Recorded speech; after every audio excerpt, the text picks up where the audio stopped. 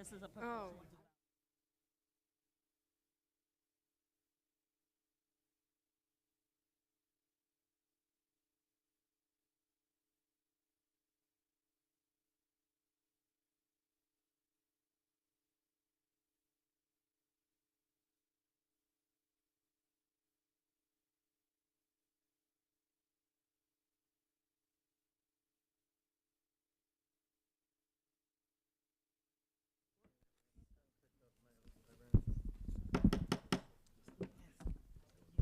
Good evening. I would like to call this meeting to order. May I have a roll call, please?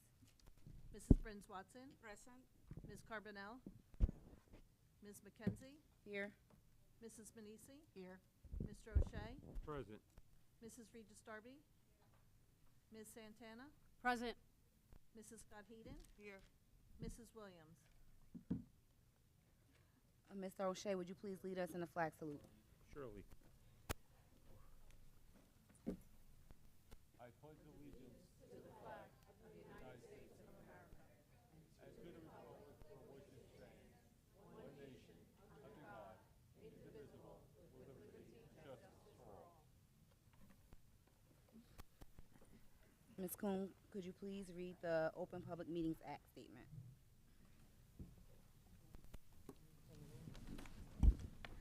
Good evening. The New Jersey Open Public Meeting Act was enacted to ensure the right of the public to have advance notice and to attend meetings of the public body at which any business affecting their interest or is discussed or acted upon.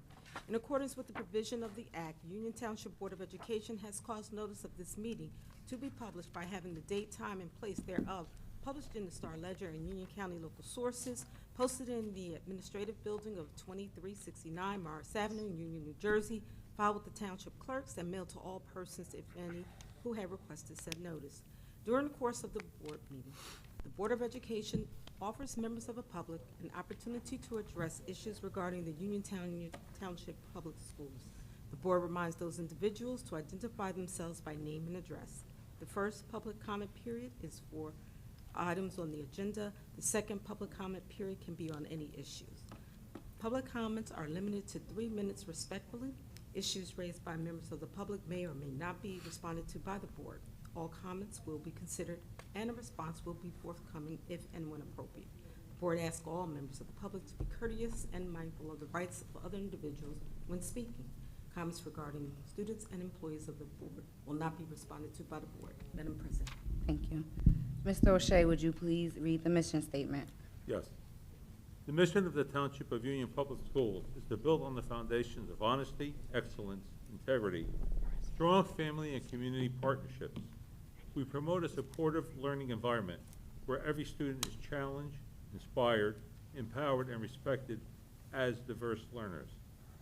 Their cultivation of students' intellectual curiosity, skills, and knowledge excuse me, our students can achieve academically and socially and contribute as responsible and productive citizens of our global community.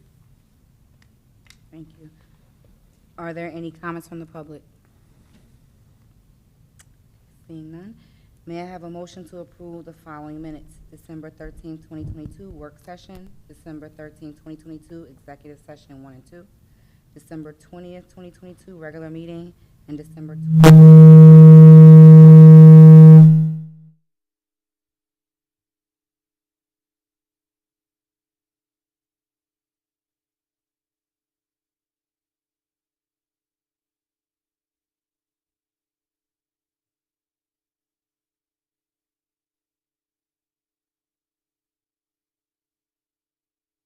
Second.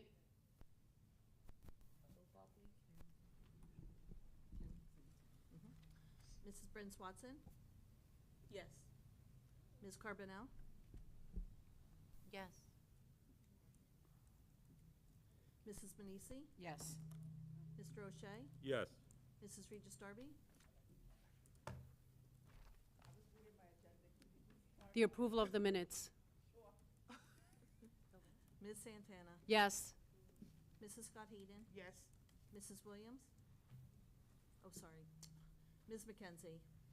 Yes, but I do believe that Ms. Carmel was not Yes, at those meetings, so she would probably need to change Abstained. her I vote. apologize. Okay, next we have our communications that are reflected on both the operations and the personnel agenda. And now we will have the superintendent's report. Thank you. I have to note to the public and the board that we are changing over to a digital audio system, so there may be a couple of kinks here. We were using an analog system. The new system will be new and improved, but it might be a couple speed bumps. So I'd like to open my presentation by going to the mic, because we're going to be recognizing some special individuals who've come to our board meeting tonight.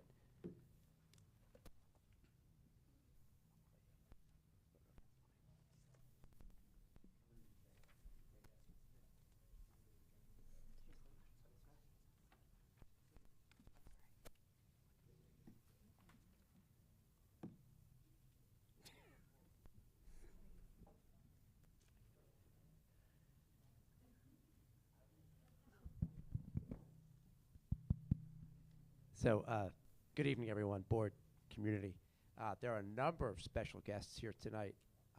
One is in the back, he's very humble.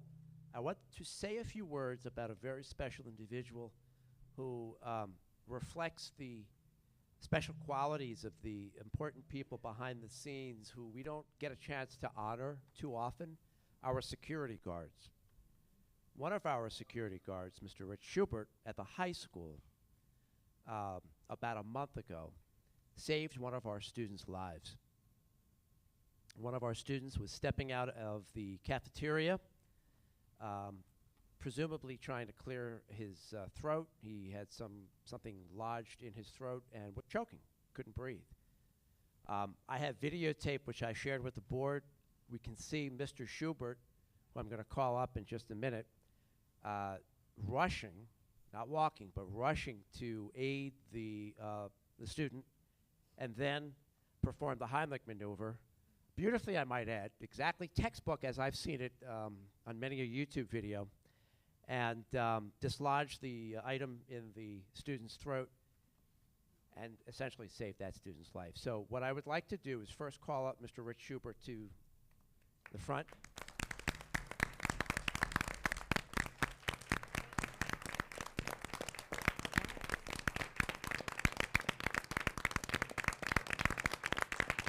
I'd also like to call our board president to the front. I don't remember the last time the board gave anybody a standing ovation since I've been here, so I thank you. You're a humble individual. I was joking with Mr. Schubert when the day it happened. I said, oh, boy, I'm going to bring in the press. We're going to have USA. You wanted nothing to do with it. He's just there to do his job. I would like to present this certificate of appreciation to you and call up our board president, Ms. McKenzie, who you probably haven't had a chance to meet, Mr. Schubert, Ms. McKenzie. And I'd like to take a photo so we can display your bravery.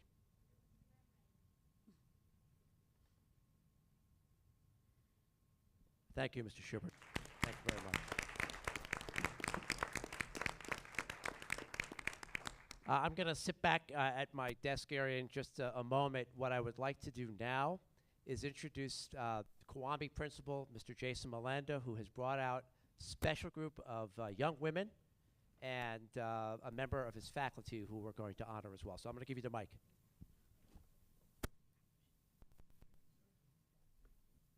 Good evening, everybody. Thank you for having us tonight. So I brought with me a unique group of girls, wonderful group of girls. They are our Girls Who Code. I had the actual pleasure of watching them at work, doing their web design, digital characters, and a bunch of other coding things that, you know, as an old guy, I don't really understand. So for that, I am going to turn this over to Ms. Ashraf and Ms. Dixon, their advisors, and the young ladies who are going to give you a little hint of what they do on a daily basis.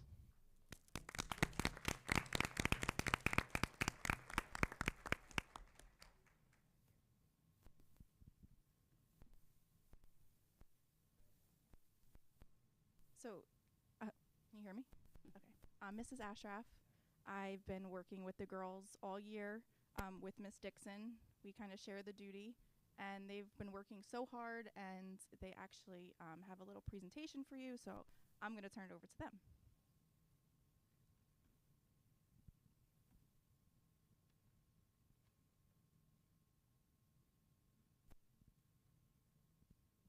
Girls Who Code is a special club that mainly focuses on encouraging and helping expand the female population in the computer programming coding industry. Currently, we have come together in order to create a website. We have made new friends and connections, established new bonds, and many more wonderful things so far. Meet the team, Miss Ashraf and Miss Dixon, who leads our team in Girls Who Code to success, and our team members, Emily, myself, Layla, Brielle, Kiera, Ava, Adenaya, Victoria, and Sophia. In an effort to celebrate the diverse population of Union Township, we have created a website to celebrate the diverse food cuisines. We want to celebrate our diversity because according to NJ.com, we can proudly say that we are one of the most diverse towns in New Jersey. Our first effort is to show many different foods from different cultures. Our second effort is to encourage people to try the different types of diverse foods in the Township of Union. Our website is broken down by continent so that people can easily access the area of where they are looking for the restaurants. We also have a frequently asked question page for anyone to access more information about who we are in Girls Who Code.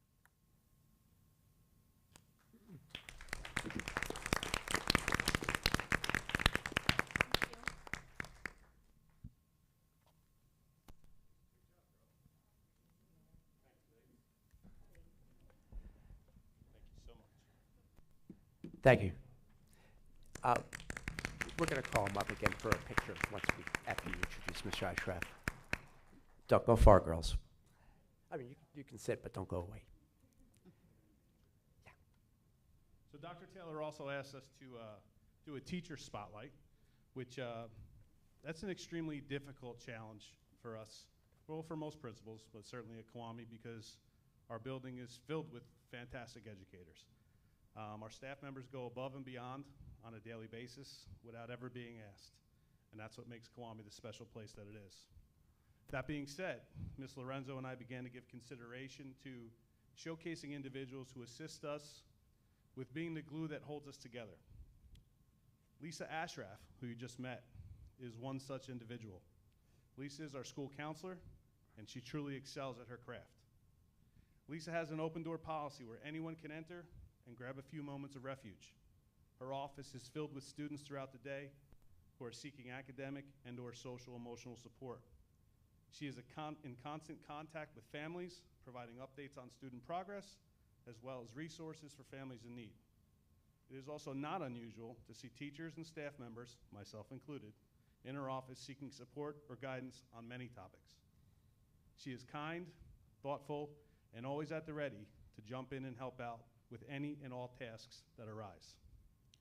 Her professionalism and giving nature align perfectly with the climate of our school.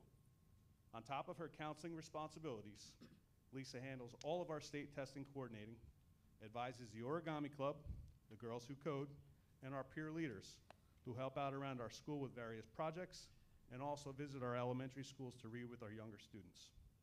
Lisa is an integral part of our school community, and we are grateful to have her as a part of our staff. Thank you, Lisa. You want to come up and take a picture?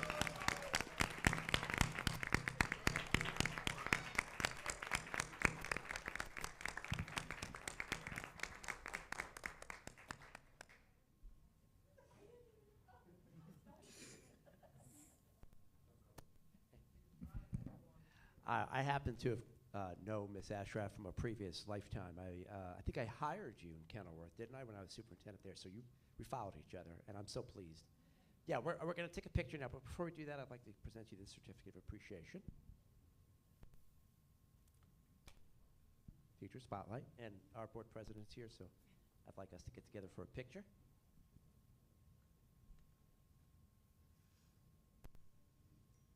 And before everybody on the stage here leaves, can we have the girls that code come on up? We want to take a picture with you too. Come on, advisor and all.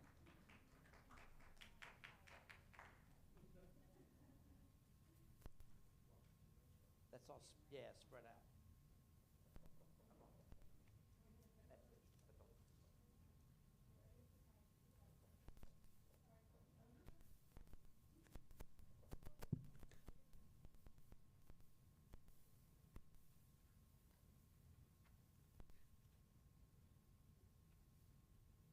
Thank you, everybody.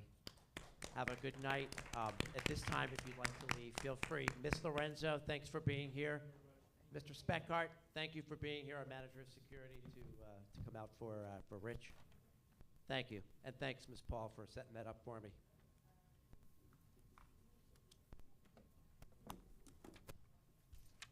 At this time, before I come back to my seat and get ready for a presentation about CPAG and some other data I want to share with the board, I'd like to introduce one more individual who I want to introduce to the board as well as the community.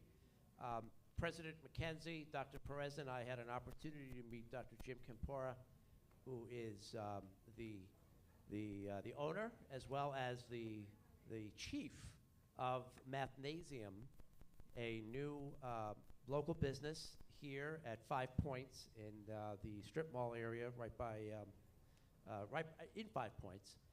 We had a chance to get to know you a bit and the amazing work that you're doing with students after school hours mostly and on weekends. And so I'd like you to come on up to the microphone, introduce yourself, and please say a few words about the work you're doing.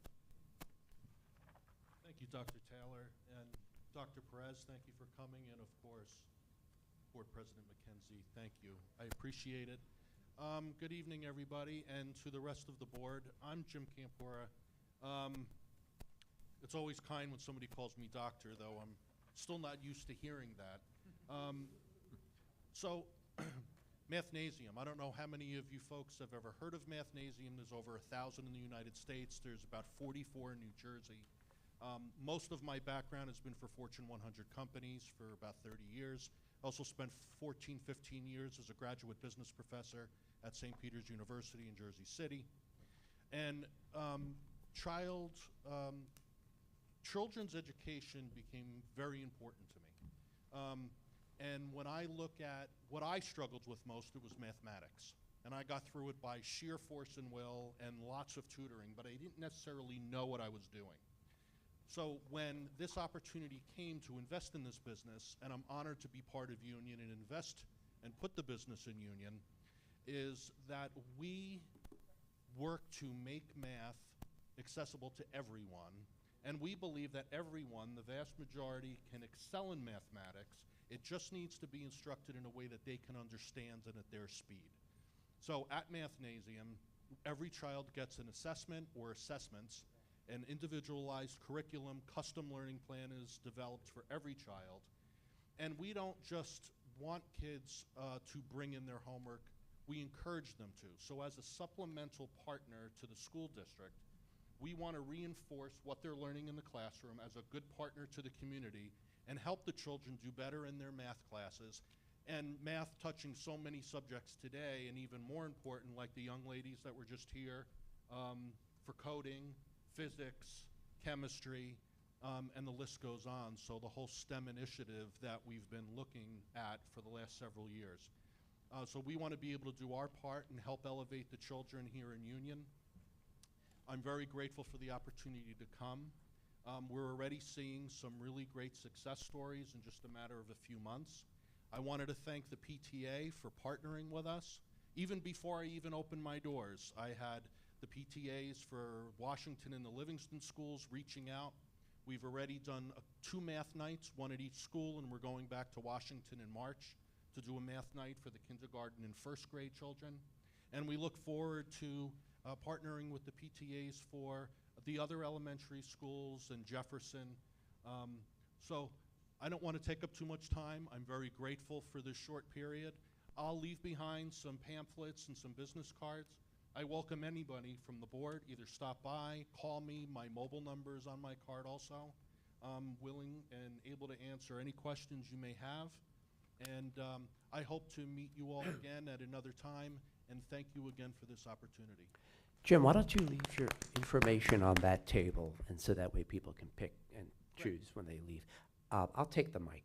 Thanks.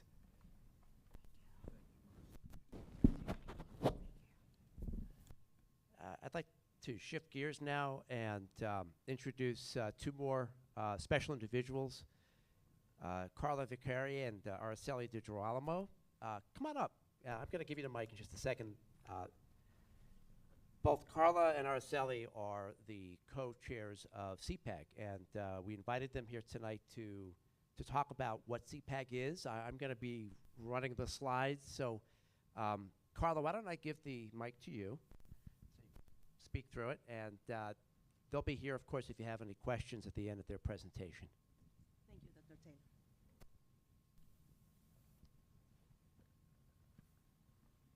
Good evening, everyone, Board of Ed members and staff, personnel, and all the community members here present and the one at home that are watching the meeting. My name is Araceli Di Girolamo, and I am a parent here in the district. I have actually 3 children. 2 of them already graduated.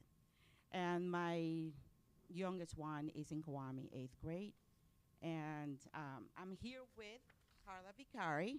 We are we're here just to present to you what Union Setback is all about. And I wrote some notes here because when I get nervous, I forget what I have to say.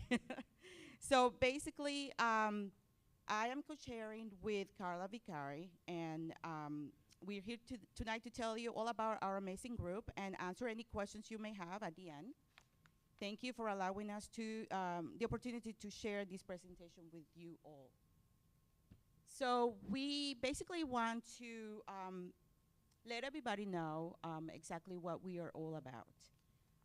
What is a special education parent advisory group, or what we say SEPAG? And we want to let everybody know that it's a state mandated group for every school district in New Jersey. That's nearly 600 school districts across 21 counties, and each one is meant to have a setback. So the purpose of our group is outlined in the New Jersey code, and can you go back to the other one? Yes. Okay, so we have here the code. It says, each Board of Education shall ensure that a special education parent advisory group is in place in the district to provide input to the district on issues concerning students with disability. I just wanted to read it and make sure that that is clear to all of us. And another thing that we want to mention here is there is a misconception that a SEPAG is a parent group, support group. We're not a support group. What we do is we actually work with the school district, and we're not a private or an independent group. So we work together with the school district, and we have the opportunity to invite our parents in the school district to come and work together. We are kind of like the bridge between the school district and our special education parents. So we here in Union, we have, as I mentioned, every school district or town has their own setback. So our Union setback mission is to serve as a supportive platform between students, parents, guardians, school personnel, and the Union community for ensuring high quality special education programs and the inclusion of children with disabilities that leads to the maximization of their potential through learning, sharing of best practices, awareness, and advocacy.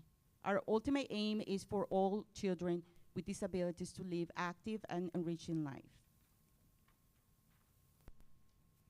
I also would like to share a little bit about the history of our Union setback. So our Union setback actually started back in 2015. And in 2017, we had our actually official meeting.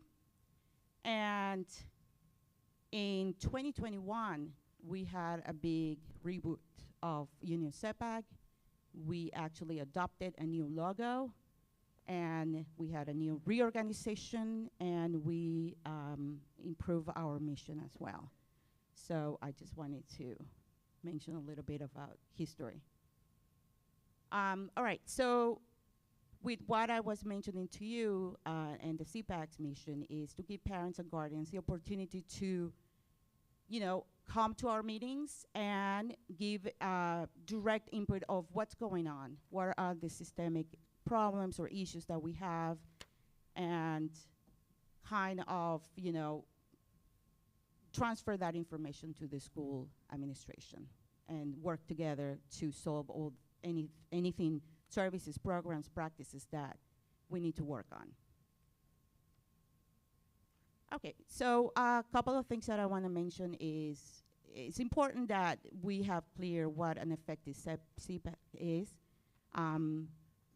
So we help improve educational outcomes and well-being for all students, including the disabled population, district culture, and climate.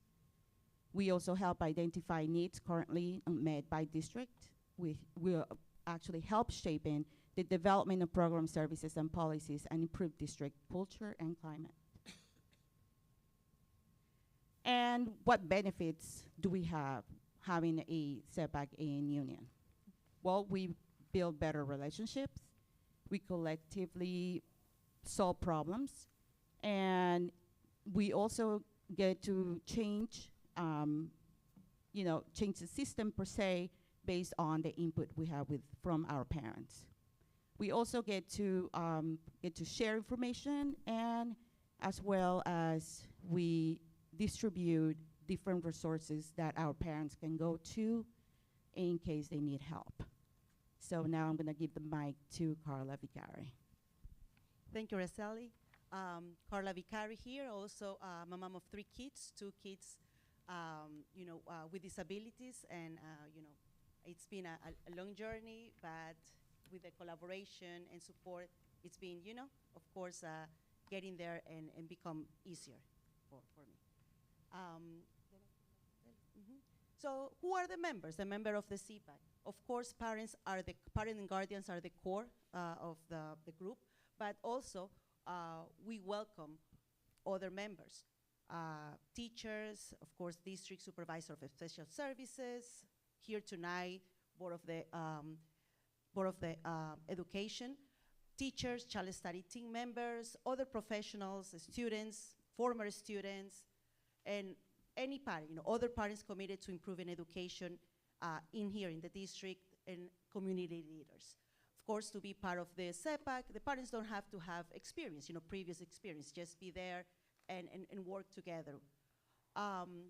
We have, of course, you have met Araceli, and we are very delighted to have a wonderful group of parents and teachers, volunteers acting as the school liaisons, or parents, we call them also parent leaders, to help us building a strong and engaged CPAC community. These partners and parent leaders are, of course, helping us to build a community of parents of children receiving special services in each school, and also they help us getting feedback on the needs and issues of parents at their local school level. Here you have the names. And we're very proud to have also Hannah Caldwell, a teacher liaison, who is the communication with teachers, and also we collaborate very closely with the PTAs as well. These are our goals for this school year. Provide multiple avenues for parents and caregivers to give input regarding special education in our district. And we have been doing these multiple avenues during our monthly meetings. We have monthly meetings. Some of the meetings are parent input meetings, so we collect input. Also, we have done surveys in the past to discover which are the topics that parents and the community would like to learn more about. And of course, email. We receive a couple of emails a month sharing any concerns or questions to our group. The second one, foster relationships throughout the district and the community for there to be a greater understanding of what Union CPAC is and how it can be a resource for others. These relationships with the district have been, and we had a great presentation from the Special Services Department. They presented at the beginning of the school year, so we can start connecting the district with the parents. We had also general meetings. Dr. Taylor was present in one of our meetings. Tonight, of course, our BOE presentation. And through the community, we have had Christmas fun nights. We participated at the Halloween trunk or treat. The CPAC had a card to be in contact. People can get to know us, and various workshops through the year. And of course, they create subcommittees to address specific concerns of parents, and to have an outlet to assist the Union CPAC board in looking for solutions that can be shared with our partners. This year, we would like to, and that's a subcommittee we would like to continue working, is the transition process here in the district. We have had some conversations with administration about it, because that's a topic that has come several times through our parent input. So that's, again, that's the bridge. Parents share with us their concerns. We would like to learn more about that, and that's what we transmit to administration, and of course, work about that. And on the next ones, as you can see, some pictures of our different activities, survey, the parental rights in education as a topic. And the next one also has some other pictures on the next slide. We have also collaborated with the school district at Hannah Caldwell during the preschool family health fair. Topics like, why should we hire you? The job interview process with youth with disabilities with the Kessler Foundation, and of course the New Jersey Coalition for Inclusive Education. So some of the organizations that we have worked in the past. Here we have our events. The survey, that was the results of our latest survey about the topics. And after that, those were the topics we addressed during the next presentations and meetings. So basically, you know, why should I get involved? And here tonight, to the BOE, parents at home, here tonight, here in the Union Library, high school library, why should I get involved with my local CPAC? Of course, the participation offers that opportunity to raise your questions, voice your concerns, and especially provide the direct input to administration, to the district and school leadership. And of course, that individual needs of a child becomes part of the big picture and can reach a broader community of children. So that's what we do, right? We, again, see the systemic issues happening and address them, and of course, discuss solutions together, right, as parents and as a community. And here we have Stay Connected, right here we have a link at the Special Services Department in the area of the Special Services in the website of the district. We have our email, Facebook, Instagram. We have a video of one of our latest presentations at the YouTube. And this is a Google form if people would like to register and be part of our email contact list. Thank you very much for the opportunity tonight. Before you go, thank you so much. I just want to point out to the board and community that these slides will be on my page of the website. So if you go to the twpunionschools.org website and then click Superintendent, you'll see the presentation. So you can pull down the contact information. Before you go, does the board have any questions for Araceli and or Carla?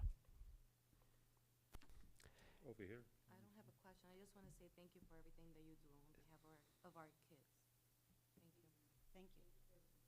Thank you. Thank you. Super big thanks. Thank you so much. You can just leave the mic there, and feel free to stick around if you'd like for my presentation, which I'm going to begin now for the board. Before I get to compliance reporting, I'll be talking about the biannual HIB data, as well as the period, what they refer to as the Period 1 SSDS data report. I would like to just give a very proud, happy update about how some of our athletes are doing in just various sports. Our girls' basketball team is having a terrific season. They're 10th seed in the state tournament, which begins soon. I believe that's in Edison. It's going to take place in Edison. Our wrestler, we have a female wrestler who I called out, I don't know, 2 months ago. I provided a picture, Alyssa. I was tracking her on Instagram over the weekend. She made it all the way now to the state championships in Peaburg and Phillipsburg. So I'm really, really, really, really proud to see this strong young woman coming out and showing the sport that, women and men can excel in that world. Love it.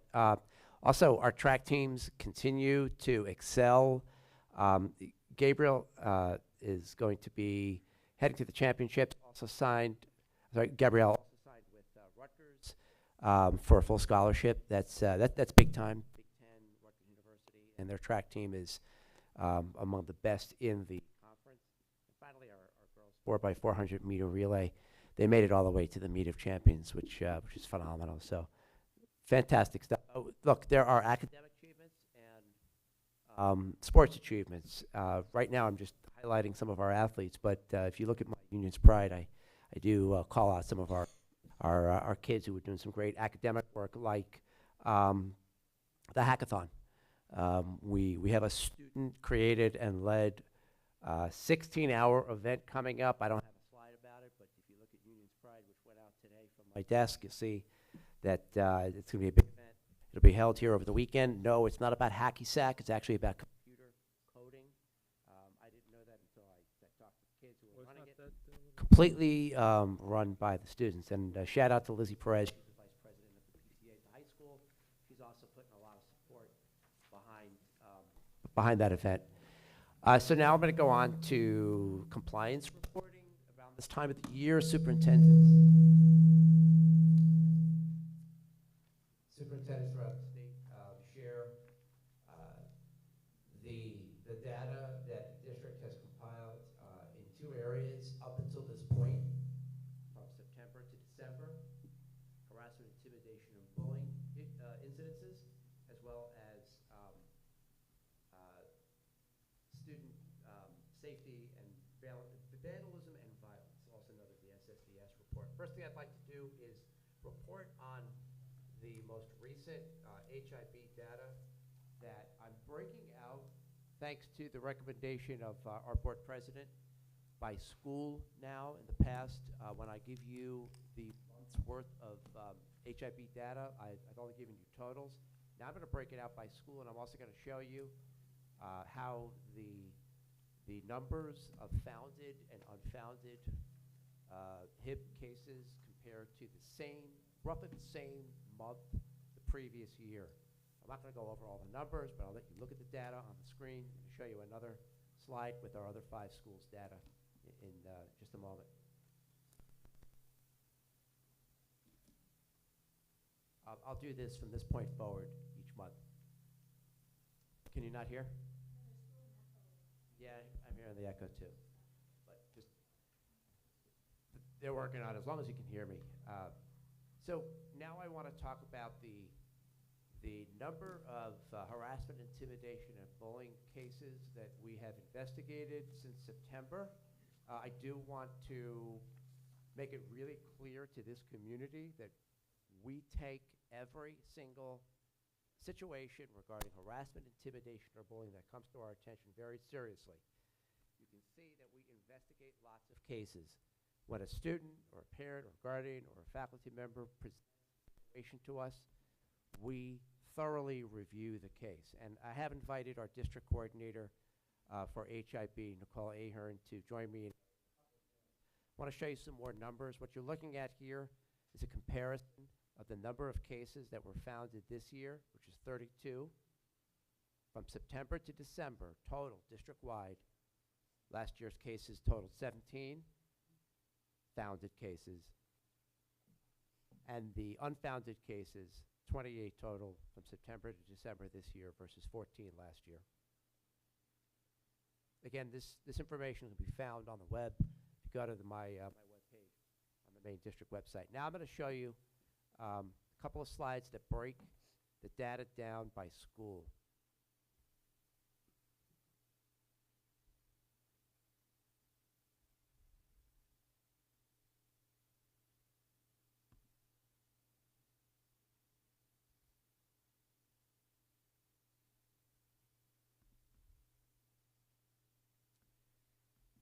So with that, Ms. Ahern, can you come up and take the mic? And what I'd like Ms. Ahern to do is talk about the efforts we're making to combat harassment, intimidation, or bullying.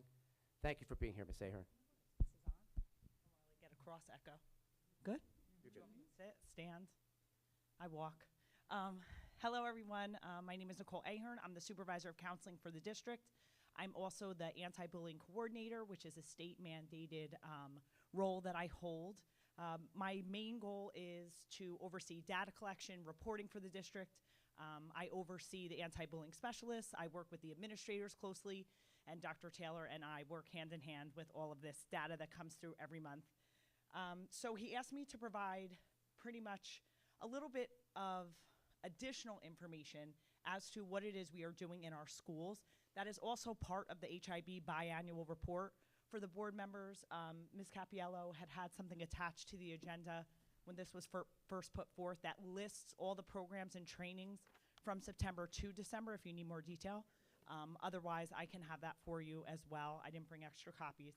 So this information is mandated to be publicly reported twice a year, but the programs that we're doing are always based and in conjunction with the buildings themselves. There are some things that are done district-wide that I'll speak about, but for the most part, it's a process. It's building-based teams meeting, getting feedback from students, families, and staff. There are surveys that are handed out.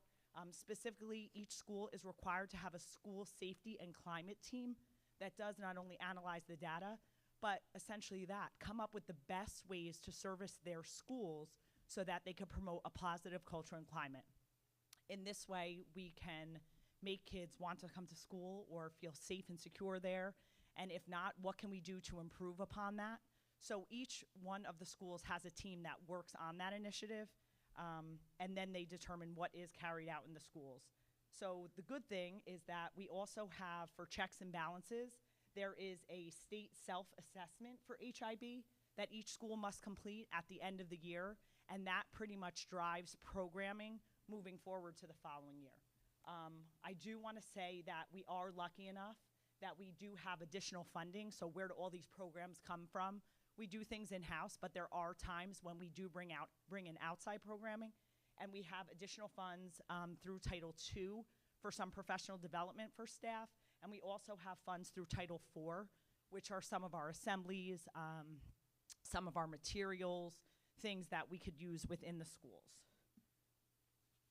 So that being said, I talked about the building-based programming. A lot of times it is led by the anti-bullying specialist as the coordinator or the point person, but again, I reiterate that it is done in conjunction with what is needed.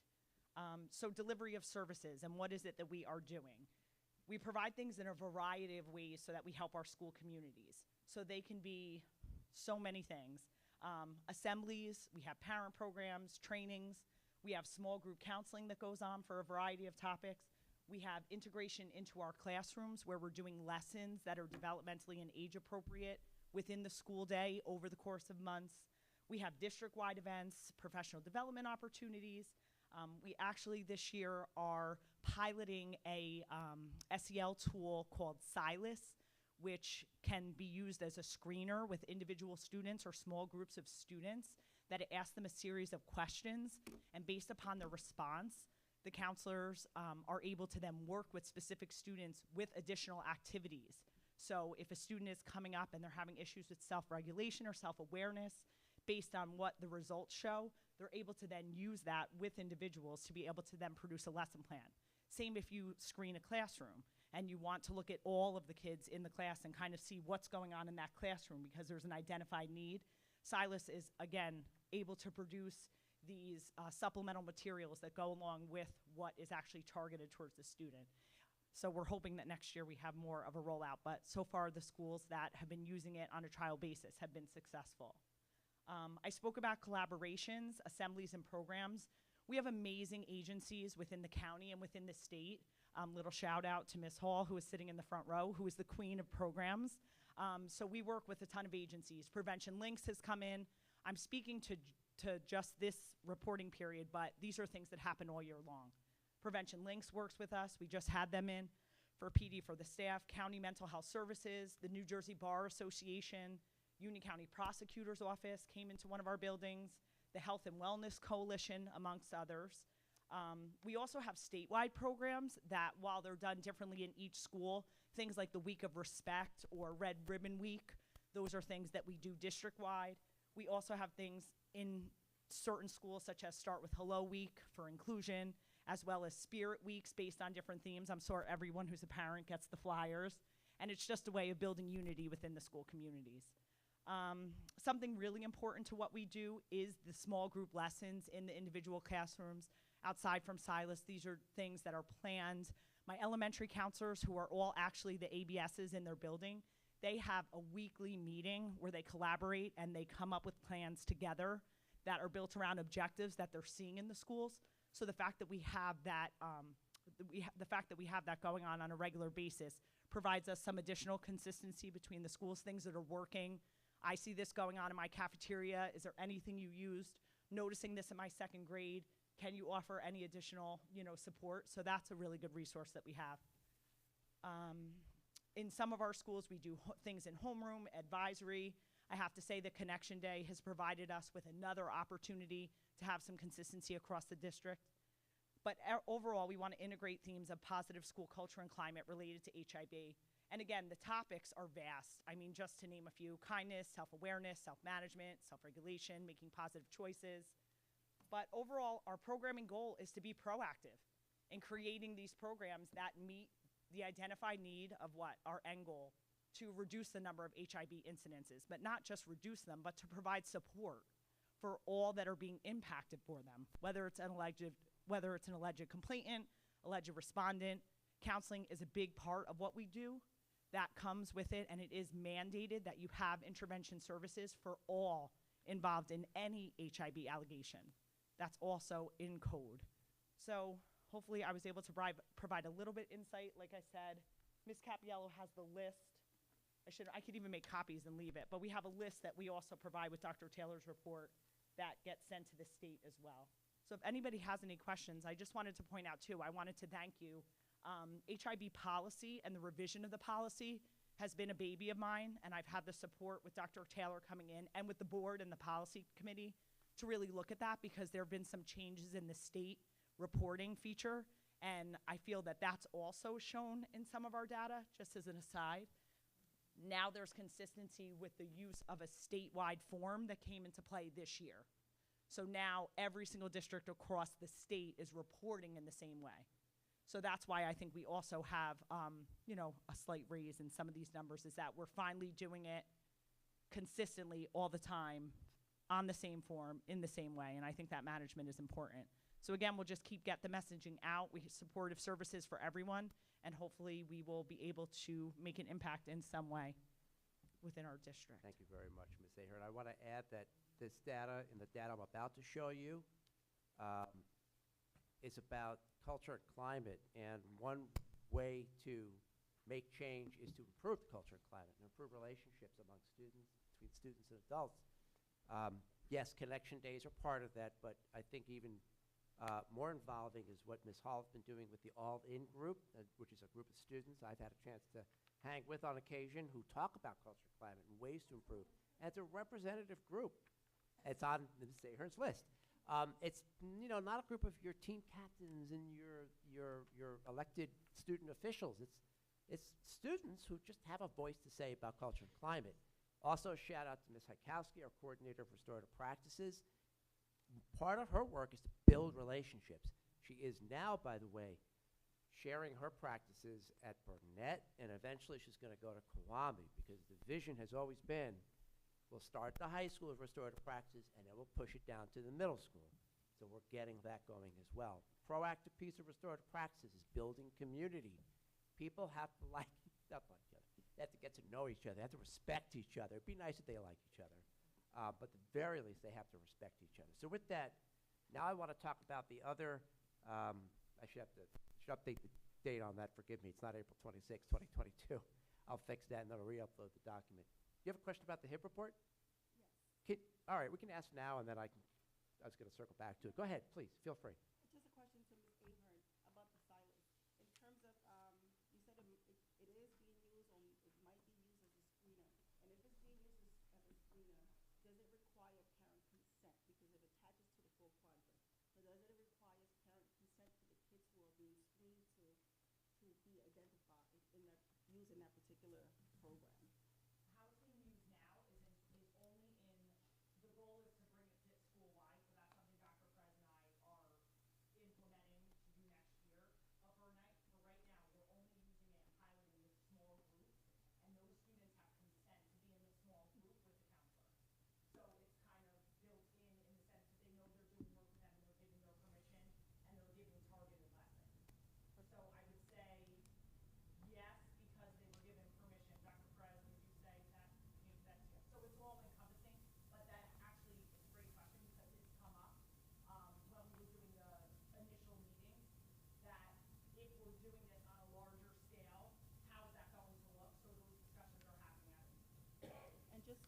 I may, you talked about a lot of programs. There's a lot of programs you're doing. I just wish that you would talk more specifically in the training for the adults within the building, especially at like a Burnett, whose numbers are like 7, which is the highest. What kind of readjustments to programs or adult training that you're doing to address a school like Burnett, whose numbers are higher than a lot of the other schools? That's it. Ms. Aher, could you use the microphone?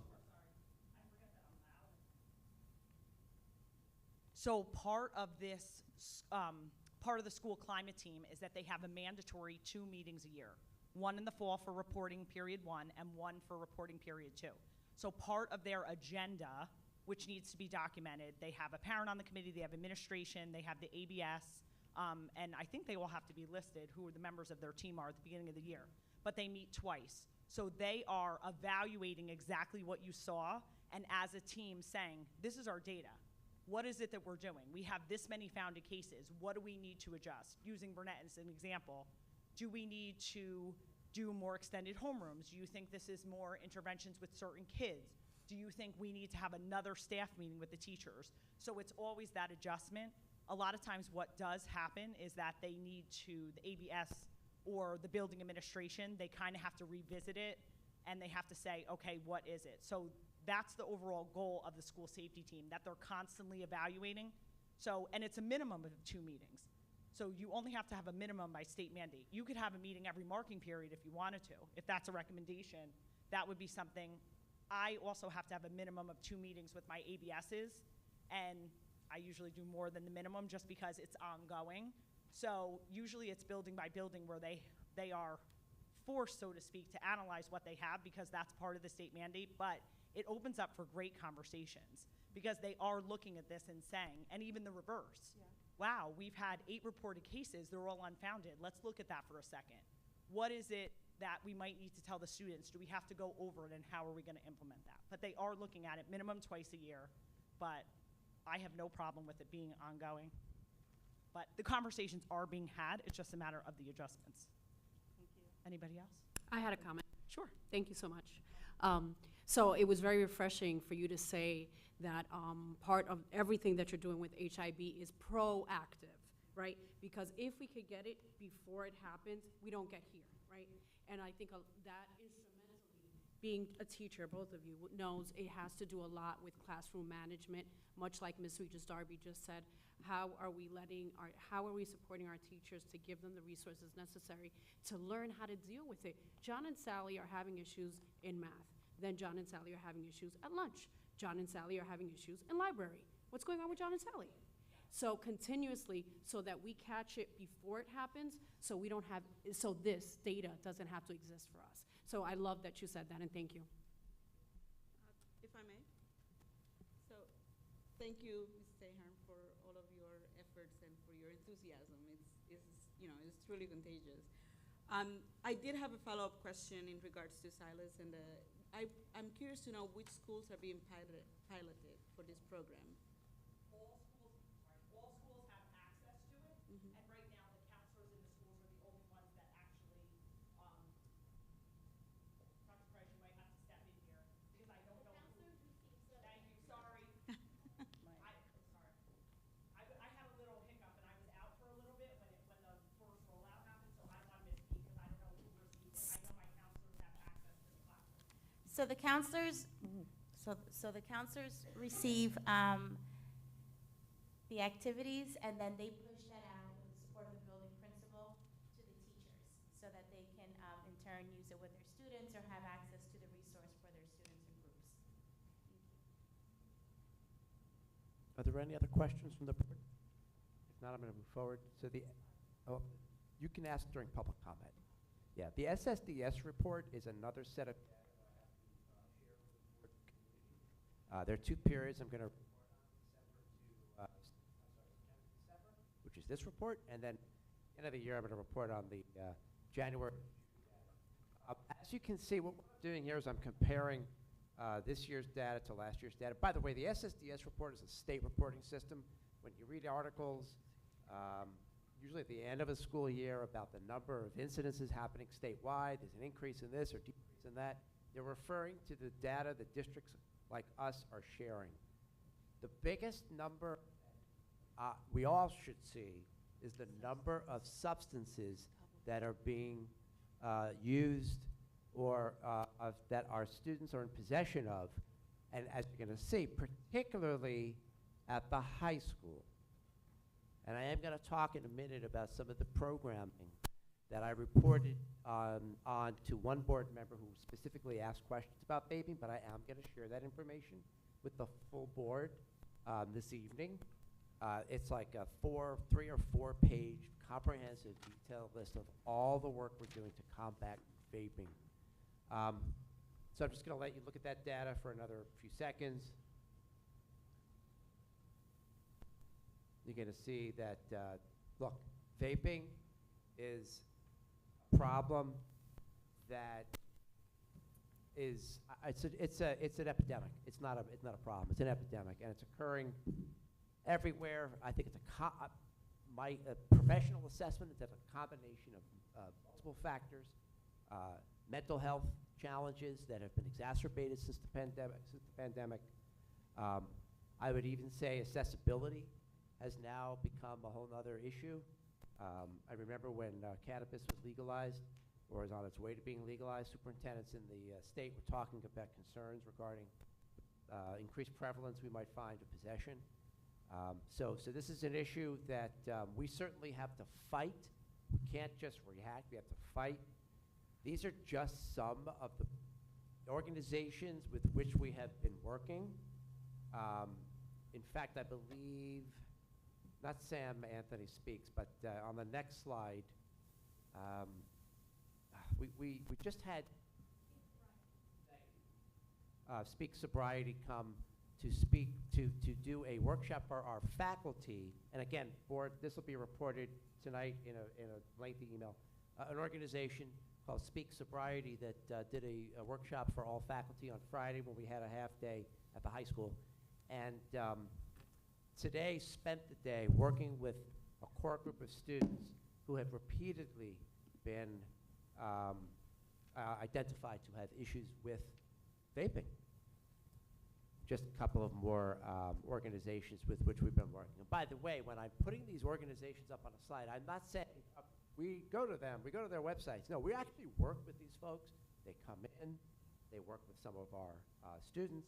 There's another program that I'm not ready to share publicly yet, but I will share with the board. I have shared with one board member that we're investigating a model that's being used in another school district that would be yet another layer of in-house care. Obviously, we have Ms. Hall. We're blessed to have a substance assistance counselor and somebody who has a rich background in counseling and who's very respected by students. She has quite a bit of a caseload.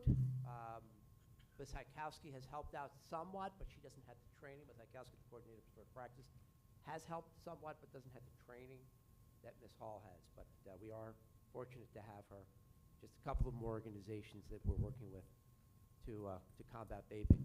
I do want to make it clear that the way the high school in particular has been approaching the vaping epidemic in Union is by doing a combination of things. There has to be some measure of accountability.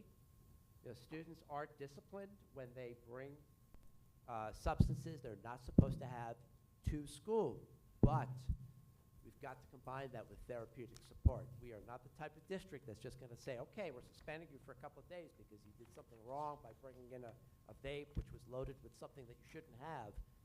We're going to provide you counseling. We do, by the way, require all students who are sent out to be tested for potential drug use, regardless of the type of substance that was actually found on the student. But this is a huge problem, and as one of our parents in the community pointed out last month, yes, our high school in particular has seen a drastic improvement in culture and climate, but look, I've got to get those bathrooms unlocked.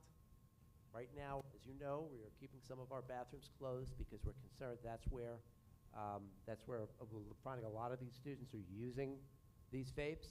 Got to do that, and we've got to continue addressing the vaping problem. With that, if there are any questions from the board about the SSDF that I can answer them now. And again, I'm going to send that detailed email I referred to that was sent to a board member earlier who asked a specific question about baby. I'm going to send that email very detailed to the board tonight.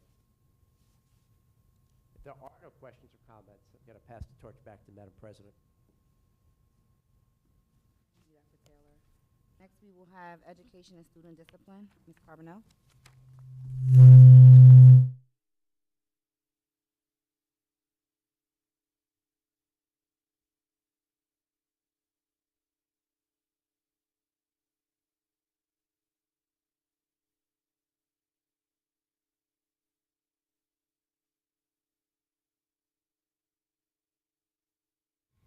Eve 1-1 through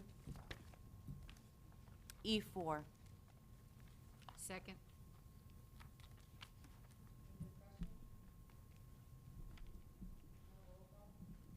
Mrs. Brins Watson? Yes. Ms. Carbonell? Yes. Mrs. Manisi? Yes. Mr. O'Shea? Yes. Mrs. Regis Darby? Yes. Ms. Santana? Yes. Mrs. Scott Heeden? Mrs. Williams? Yes. Ms. McKenzie?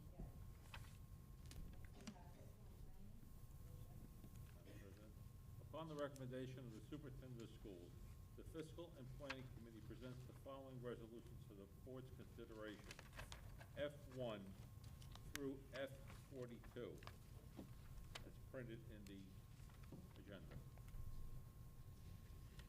Second.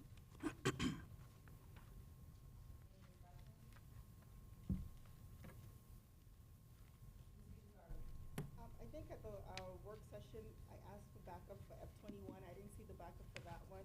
And then is F41 new to the agenda? Dr. Perez did email you, so I think this afternoon about that particular item. Science of reading.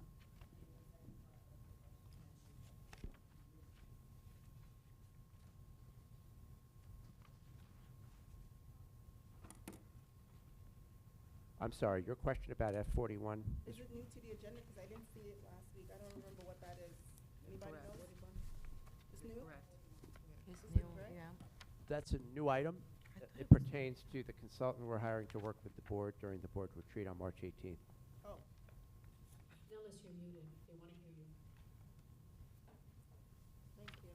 Thank you. Mrs. Brins Watson? Yes. Ms. Carbonell? Yes.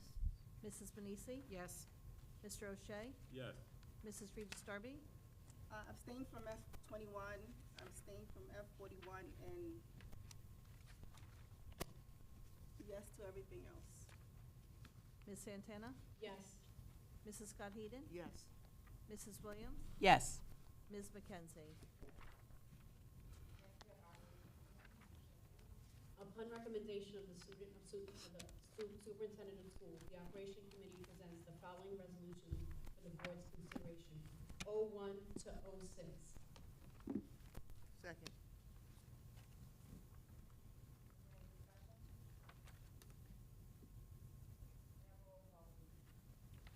Mrs. Brins Watson? Yes. Ms. Carbonell? Yes. Mrs. Manisi? Yes. Mr. O'Shea? Yes. Mrs. Regis Darby? Yes. Ms. Santana? Yes. Mrs. Scott Heeden? Yes. Mrs. Williams? Yes. Ms. McKenzie? Upon a recommendation of the superintendent of schools, the personnel committee presents the following resolution for the board's consideration, P1A through P-7. Second.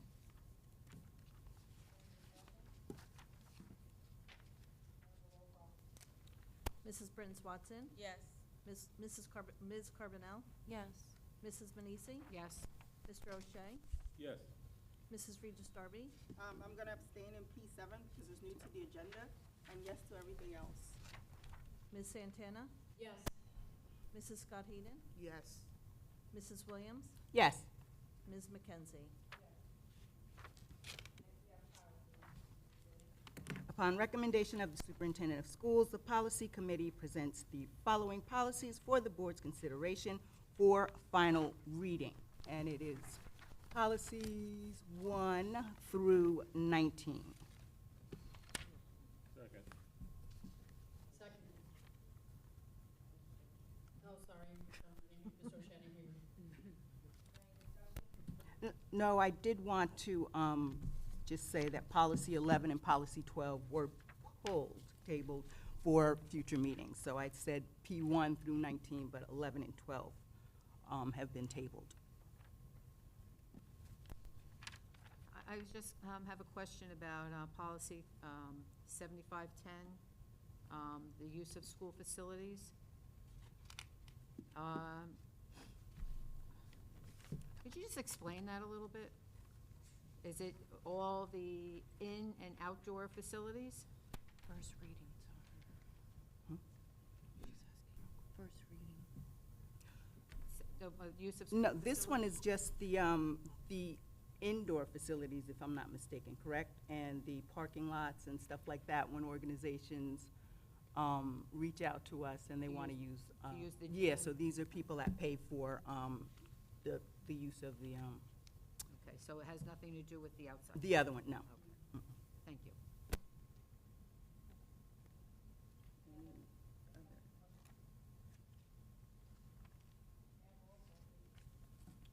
Mrs. Brins Watson? Yes.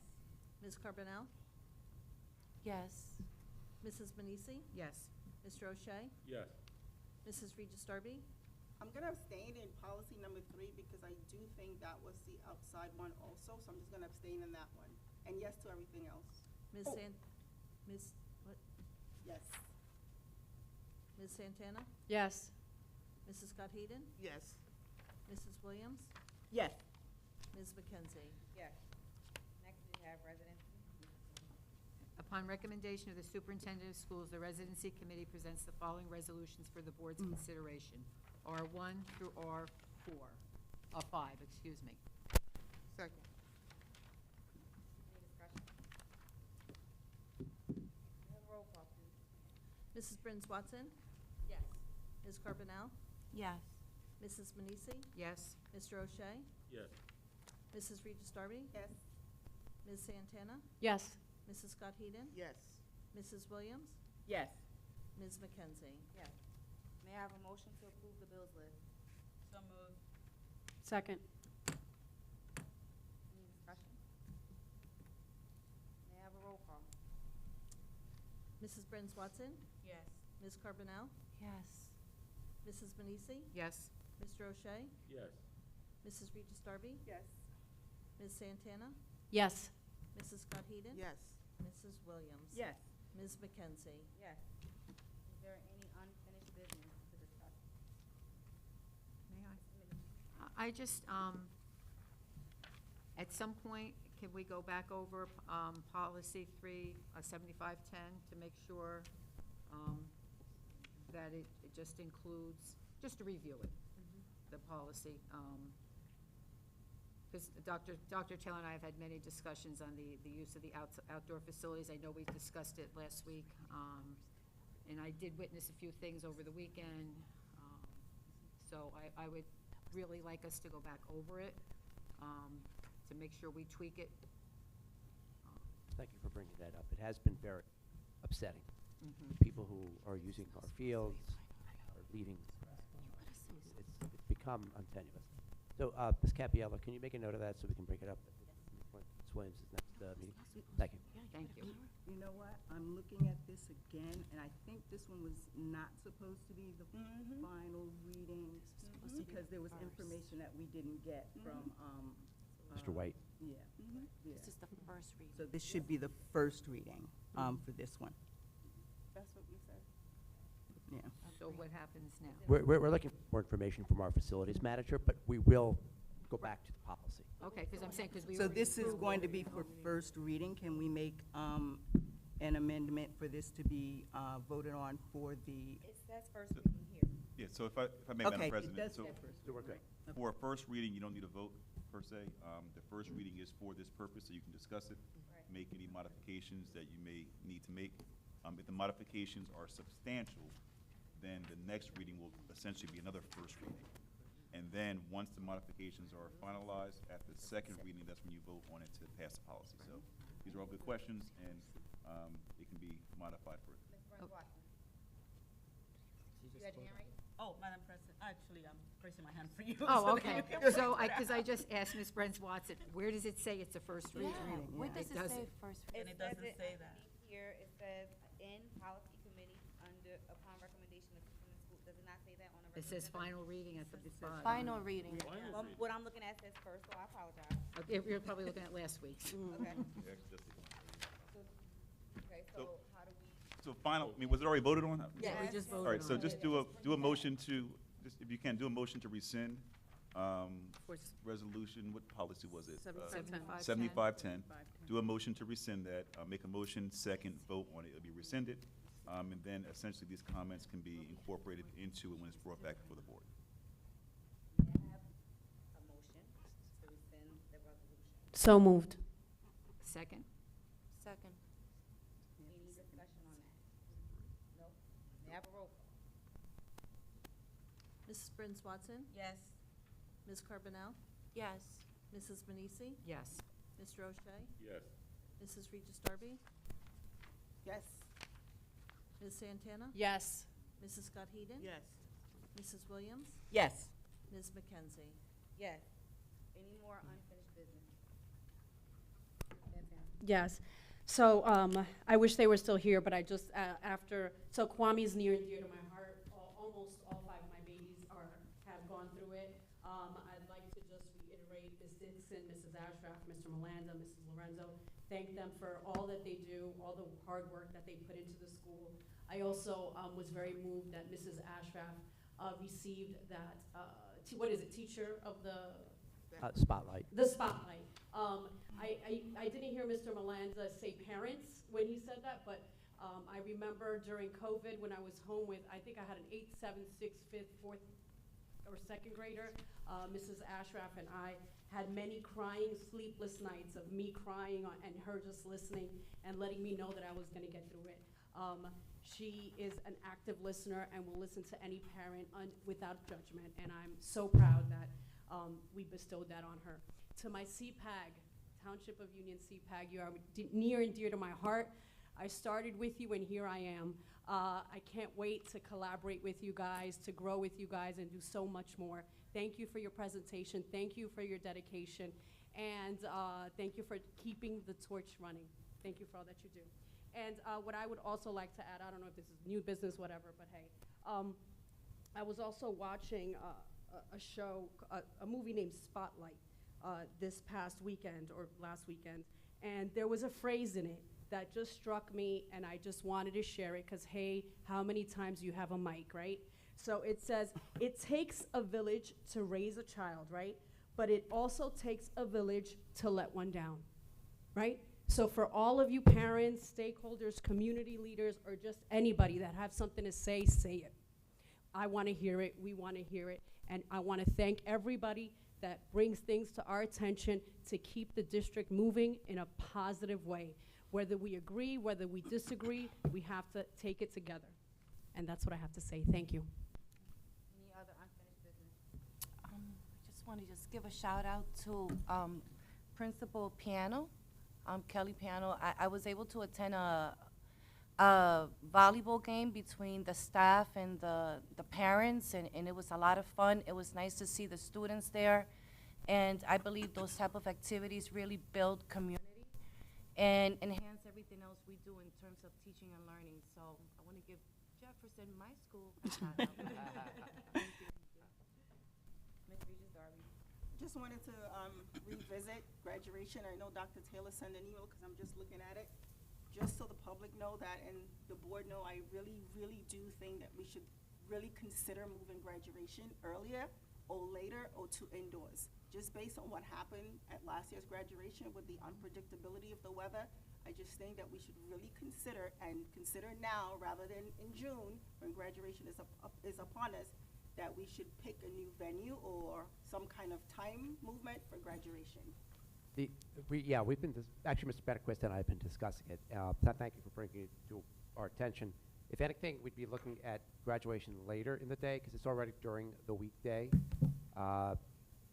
King University doesn't have a facility, it appears, that would be able to accommodate all of our students and their relatives, so it's likely we're going to continue to do it outdoors unless we have inclement weather, in which we would do it indoors, but have to limit the number of tickets. But yes, we're looking at it to be later in the day. I'd also like to give a shout out to my school, Livingston. I had the opportunity to attend the PTA Science Fair, and I've got notes all over the place because I didn't have paper, and so when I asked for it, this is what they gave me to write on. So if I miss anybody's name, I apologize. So when I was there, the second grade, I learned about cats, and the exhibitor loved cats. She had 3 of them.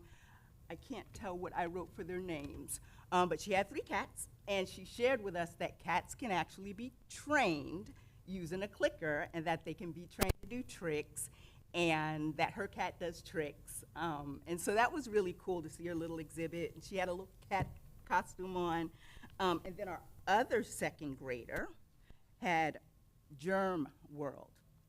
So he talked about bacteria. Bacteria's everywhere, and we got to see bacteria in Petri dishes. Now here's the part that I like the most. He made a list of from the cleanest to the dirtiest for the germs that were in the Petri dishes. So they took the little scoops, they put it in the Petri dish, they waited 3 days, and this is the list that they got for the cleanest to the dirtiest. Are you guys ready? Because I was shocked. So the cleanest, doorknob. Second to that is toilet seat, light switch, TV remote, laptop screen, dirty hands, trash can, car, clean hands, and the dirtiest is our cell phones. So the cell phones had the most bacteria in that 3-day time. So, yeah. Let me see. My 4th grader, the first person I met was Emma Alvarez, and she taught me all about fossils and where they're formed and how long it takes them to be formed. And she taught me about Mary Anning, and I didn't know that Mary Anning is the unsung hero of fossil discovery. So she taught me about Mary Hanning, which was kind of cool. And Mary Hanning is actually credited as the first person to discover ichthyosaur fossils. She said a lot better than I did, but she was the first person that discovered fossils. And then the last person that I got the opportunity to speak with was Aiden Fernandez, and he taught me about aqueducts. No, sorry about that, scribble. But it was 4th grade. It was 4th grade, and it is Naya Matthews, and she's in Miss LaRue's class, and she taught me all about aqueducts. They were built over a period of 500 years, from 312 BCE to 226 CE, and the Roman emperors had them built. Rome had 11 aqueducts. They brought fresh water from up to 57 miles away, and it was to bathe, drink, water their crops. So those were the adventures that I had at Livingston School. It was really nice. The kids were awesome, and I can't wait for their next event. Any other Mr. Ocean? Believe it or not, yes. Wait a minute, I missed it. I had the privilege for the first time to join the PTA people over at Connecticut Farms, which is my school. I can't tell you how wonderful those people are. With the staff, the parents, you actually seen the type of togetherness and what they're looking for and what they want to do for the community, for the schools, for the kids. They asked me some things if possibly we can do for them. I said, just because I'm here doesn't mean I can automatically get it done. But there is a couple of small things I think we should be able to fit in and help them. I will be bringing every month whatever PTA meetings and different events that they have. And the reason I say the events is because if you had looked in our finance agenda, the amount of different fundraisers that our schools are doing, whether it be the high school, the middles, all the elementaries, all the clubs. If we don't really think about it, you know, but buying a candy bar or something like that really helps them, because at least they get the money.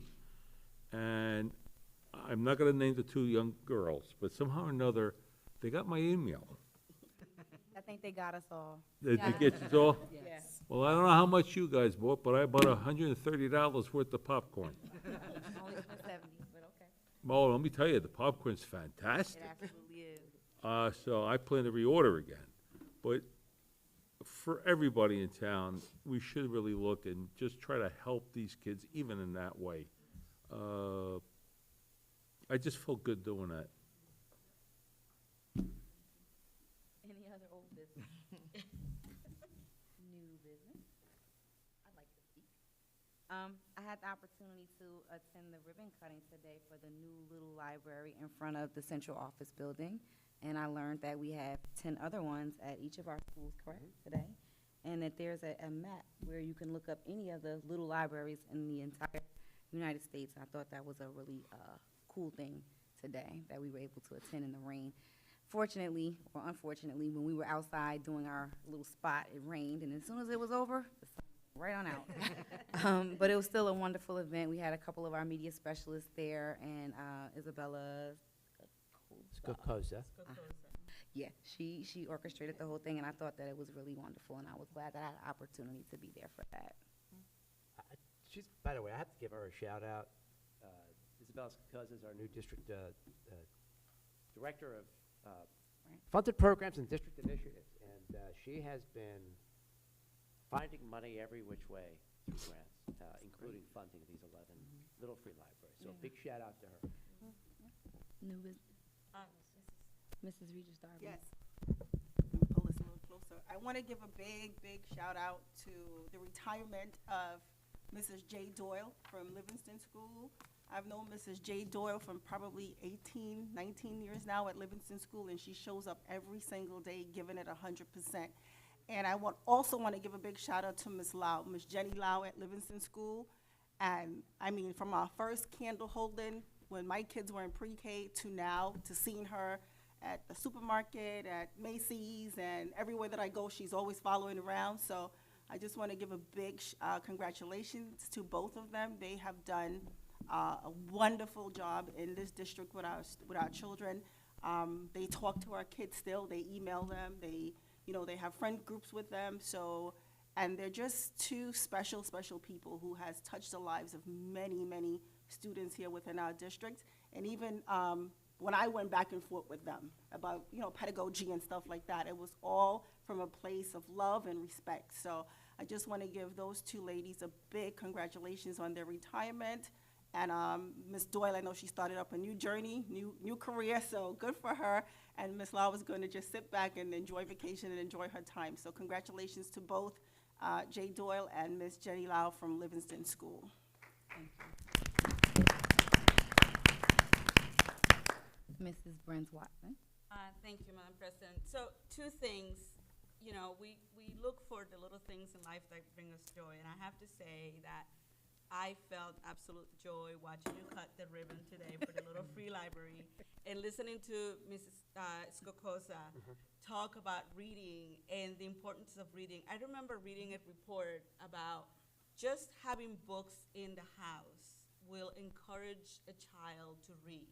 Imagine what it does when they watch us read. And the fact that these libraries are not just for the students, but inclusive of all the community, it's really amazing. And so I want to just add my thanks to her and to everybody who's put an effort into that enterprise and opening those little libraries. Because I mentioned it to her. I said, I've been wanting to set one up in front of my house for years. Never found the time. So when she said this was happening, I was like, this is amazing. Thank you very much. The second thing I wanted to say was, admittedly, being transparent about myself, I haven't always been a fan of the gifted and talented programs for various reasons, mainly because I do believe that every student every student should have the opportunity to experience above the average education and to be engaged in many different ways. But I just want to say thank you to Mr. Petras, who leads the Gifted and Talented program in our district. The work that he's doing with our kids is absolutely amazing. And you know, it's what I feel that every student should have this opportunity. What I love about him is that he's not just enthusiastic about the program, he pushes the students. And he demands excellence from them in every way. He challenges them in every way. And they rise to the occasion, you know? And this is what we know about kids, right? They will rise to the occasion. The more you ask of them, they will get there. They will give you that.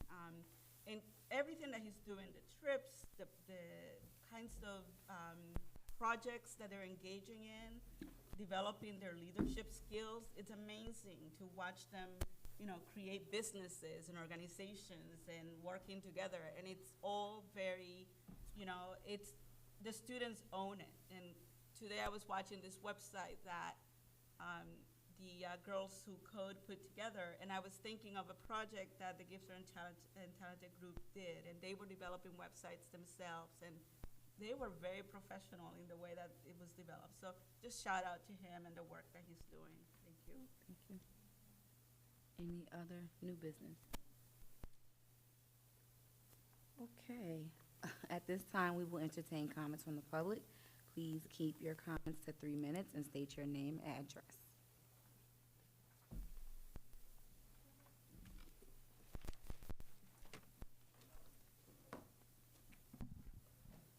David Arminio, 1032 Woodland Avenue, Union.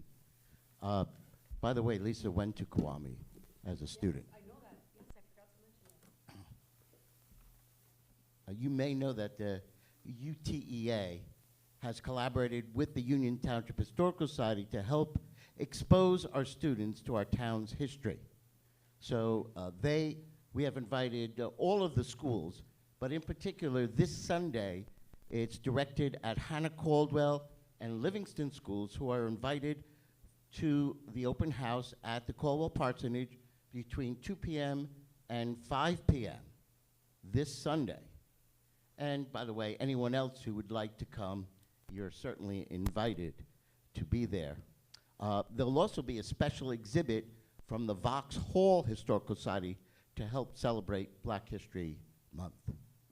And I certainly want to keep you aware that 2026 is approaching, and our country's anniversary, and we have to have some kind of celebration here in Union, maybe a collaboration between the Historical Society, the town, and the Board of Education to develop some kind of project. And we should get going soon, because the rest of the state and the rest of the country, I think, is far ahead of our Union County. So we have to get working on that. And by the way, the local libraries, those little libraries, are great, but we also have a wonderful library on Stuyvesant Avenue. And as president of Friends of the Union Library, I have to push the big library and the Vauxhall Library. And the library is going up. You see the walls of the new library, and it should be ready in the summer of 2024. And it's going to be fantastic if you haven't seen pictures yet. Thank you. Thank you.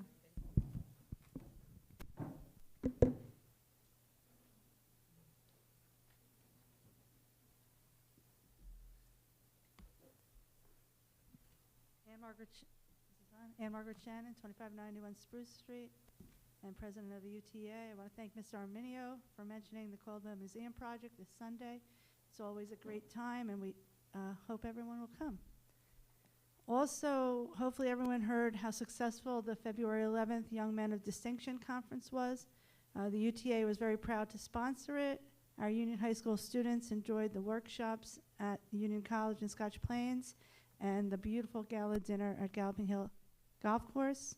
I appreciate the work of our counselors, Ms. Patricia Bridges and Mr. Michael Mays, who chaperoned the entire event from 8 in the morning till 10 at night. And I know that the Board of Ed and the district do appreciate them too. And I'm also glad that Ms. Santana and Dr. Taylor were able to join the UTA members at the dinner table, so thank you.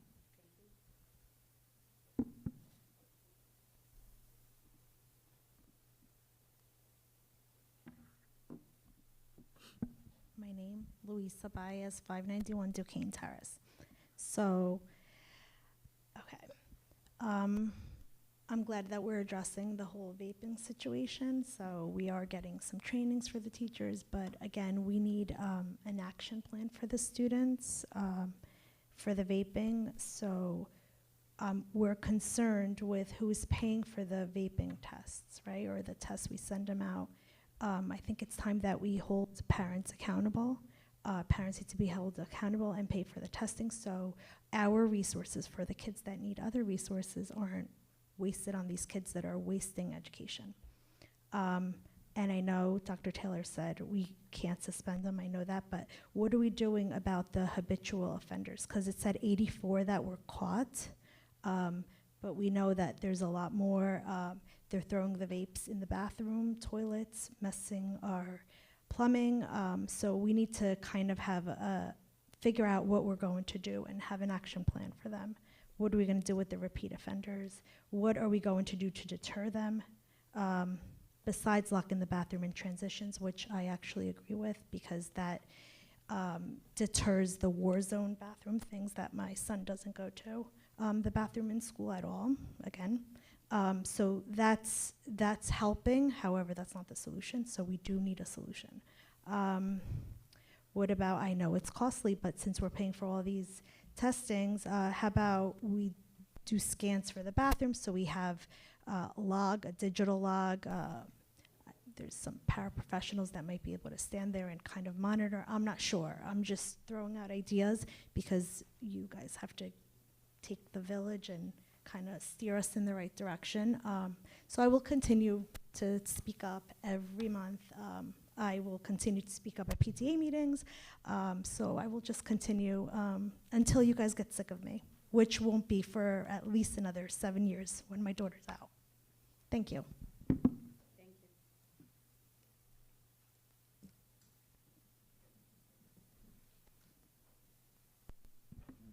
Good evening, Carla Vicari, 1325 Woodruff Place. I have a couple of, can I make a question, right? This question is for Ms. Jill. Thank you very much. It was very informative to know about the programs and to, refresh and see what's the new initiatives and supports the staff and students are receiving about, counseling services. Have kind of two questions, maybe it's just, or one. Are there programs that support students in general with the education about awareness and inclusion of students with disabilities or neurodiverse students? And also, I would like to know if how students receiving instruction in a more restricted environments like self-contained classrooms are participating in these programs mentioned that aim to the acclimation of culture, climate, or all those initiatives about having all the students together, receiving some groups, assemblies, all that. So those two questions. Thank you. Yeah, I think it's best, Ms. Hall, if you email directly. Mhm. Do you have Carla's email address? Okay. Yeah. Thank you. You're Sounds welcome. good. Thank you.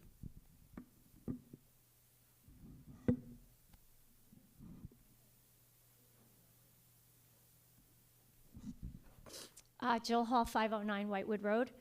So many things with the vaping, and it's been such a challenge for us. I did want to just explain some of those numbers include students who did test negative. So we are also facing an uptick with nicotine, which is something that we really haven't had to have a conversation about for a long time. But the kids who get swept in the bathrooms, some of them have come back negative, and I can provide those exact numbers for you, Dr. Taylor, as how many were positive and how many were negative. I wanted to point out that the New Jersey Prevention Network has been working for about 2 years. I've been working with them on it in my capacity with the county on creating a marijuana toolkit for schools. Because with the legalization of cannabis, marijuana is the illegal, cannabis is the legal, just to be correct on our terms. And they know the challenges that has brought to our schools. And so that should be ready to go in its final print by the end of March or the beginning of April. I'm really looking forward to seeing the final draft. It's very comprehensive. I think it's going to give us some really good guidelines, and it's going to be very helpful for us in terms of keeping up with policy and providing push-in services. And I'm really looking forward to getting a little bit more guidance, because right now, in addition to what Dr. Taylor mentioned, one of our biggest challenges is risk perception. And the risk perception right now is very low. Kids do not believe that marijuana is dangerous for them. And when risk perception is low, use, it just goes up. And we have this perfect storm of mental health concerns, risk perception, and all of the other things that are happening with our kids. So it's really a challenge. And we are really working very, very diligently with that. But I do hear Mrs. Baez, and I do agree with you that we have work to do. We are looking at Smart Pass, which is a digital pass. I know that the administrative team at the high school took a look at that. It would literally, there's no more written passes. It's all done on their cell phones, which I kind of hate a little bit because I hate their phones. But the passes would almost be an automatic tracking for where they are virtually all the time. There's a cost with that as well, and I know they're looking into that. So we are kind of trying to think outside the box to best support our kids who are just trying to use the bathroom and have a clean environment, as well as supporting our kids who are struggling with their mental health or with early initiation to substance use to prevent that dark slide into addictive disorders. But I did want to say one thing about Speak Sobriety. They did an amazing professional development for our staff on Friday, which was very well received. And today, when Stephen was speaking to the students, also very well received, and he was very well respected by these kids coming from all kinds of different backgrounds. He left them with this. He said, you need to work on creating a life worth protecting. And one of the kids, they're very insightful, said, and we need to create a school community worth protecting as well. So again, from the mouths of our kids, that's where it all comes from. So thank you. Thank you.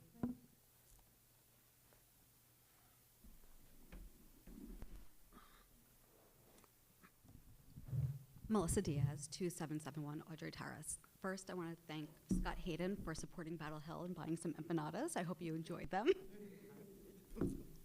Second, I'm very glad there was a security guard at the high school to help that kid, but it'd be nice if Battle Hill had a security guard for our elopers, for our ERI room, for all the classified kids, since we're about 32% classified, and we have kids running. And who's running after them? Our custodian, our principal. That's not fair to them. That's not their job. We have kids running, having fights. They can't control their emotions. And we don't have a security guard. We have staff being assaulted by parents outside. No security guard. It's not fair. You have all of these special needs kids come to our school, but we don't get the help. Where's our help? Why are our classes so big? We have a first, second grade self-contained class with 15 kids, and they're taking away her assistant. Not fair. We need more help. You want us to have all these special needs kids, including mine. I have 2 kids there with IEPs. And our self-contained classrooms are almost as big as the gen ed classrooms. And there's no help. And now you're pulling out people. No security guard, no paras, no BTs, and now taking away people. Our classrooms need to be smaller. 12 kids in a preschool class with disabilities. We're going up to 16 in a first, second grade mixed self-contained class. It's not fair to the teachers, and it's not fair to the students. They're not getting the proper education by doing this to them. What are we going to do? What are you going to do? This isn't a dialogue, but I can speak with you personally on the phone if you'd like. Well, we go back and forth. We need a security guard in smaller classes. Thank you. Okay, seeing no one else, this section is closed. The board will go into executive session to discuss personnel and legal issues. Mr. Taylor? You have a statement for us? Sure. Excuse me. Minutes will be taken and released to the public if and when the need for confidentiality no longer exists, and action may be taken by the board in a reconvened public session. Thank you. Thank you. We need a motion? So moved. Second. Roll call? Mrs. Bryn Swanson? Yes. Ms. Carbonell? Yes. Mrs. Manisi? Yes. Mr. O'Shea? Yes. Mrs. Regis Darby? My head is shaking no, but yes. Ms. Santana? Yes. Mrs. Scott Heeden? Yes. Mrs. Williams? Yes. Ms. McKenzie? Yes.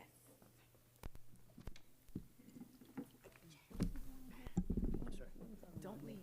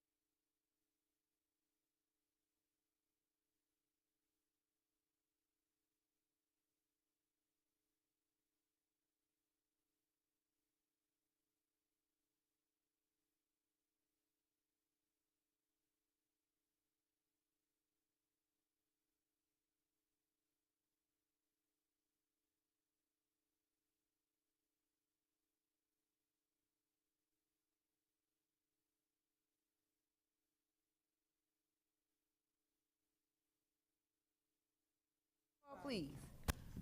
Mrs. Burns Watson. Yes. Ms. Carbonell. Yes. Mrs. Benisi. Yes. Mr. O'Shea. Yes. Mrs. Regis Darby. Ms. Santana. Yes. Mrs. Scott Heeden. Mrs. Williams. Yes. Ms. McKenzie. Yes. Good night, everyone. Good night.